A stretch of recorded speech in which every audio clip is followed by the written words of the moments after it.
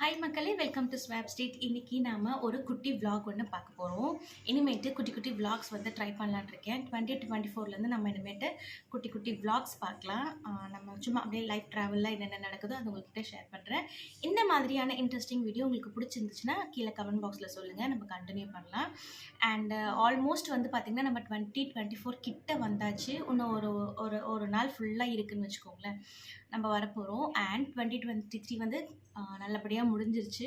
நிறைய பேர் வந்து ரெசல்யூஷன் எடுப்பீங்க. நீங்கள் வந்து என்ன ரெசல்யூஷன் எடுக்கிறீங்கன்றதை என்கிட்ட வந்து ஷேர் பண்ணிக்கோங்க. நான் என்ன ரெசல்யூஷன் எடுக்கிறேன்றதை அவங்கக்கிட்ட இப்போ நான் ஷேர் பண்ணிக்கிறேன். அண்ட் அதுக்கு முன்னாடி நம்ம 2023 வந்து என்னெல்லாம் நம்ம பண்ணினோம், என்னெல்லாம் நடந்துச்சுன்னு சொல்லி ஒரு குட்டி கோத்ரூ ஒன்று பார்ப்போம்.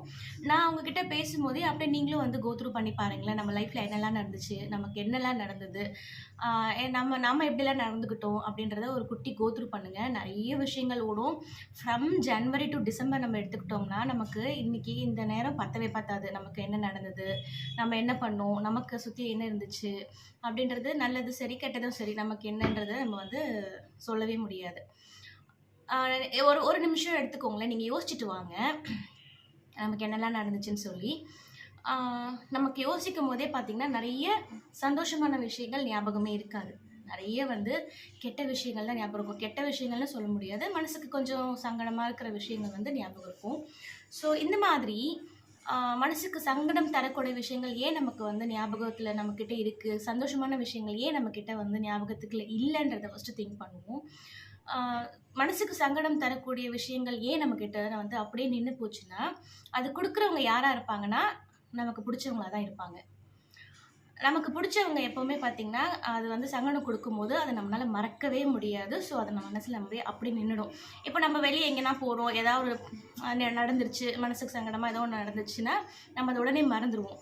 பட் நம்ம மறக்க மாட்டோன்றது யாரை எப்படி வந்து நம்ம மறக்க மாட்டோம்னா, நமக்கு பிடிச்சவங்க யாருன்னா நம்ம கிட்ட அந்த மாதிரி பண்ணும்போது நம்மளால் அதை மறக்கவே முடியாது. அதனால தான் எப்போவுமே பார்த்திங்கன்னா சந்தோஷமான விஷயங்கள் நமக்கு ஞாபகம் பண்ணும்போது வரவே வராது.